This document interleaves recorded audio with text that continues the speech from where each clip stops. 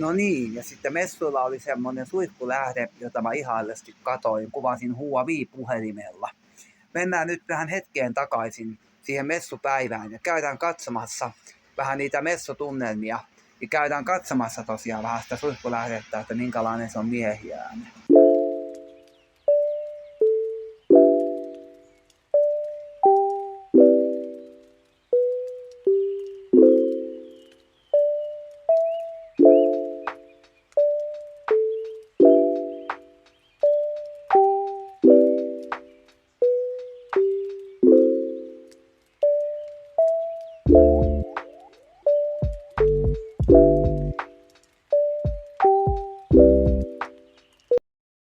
No niin, kattokaa, siellä on suihkulähde pauhinaa.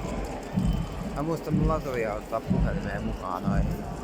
Voi mitään sitten, jos puhelimesta loppuu akku, niin loppuu. Voi itse puhelimeen alas. Kyllä näin vahvella mäkin läksin, että kaikki oleellinen.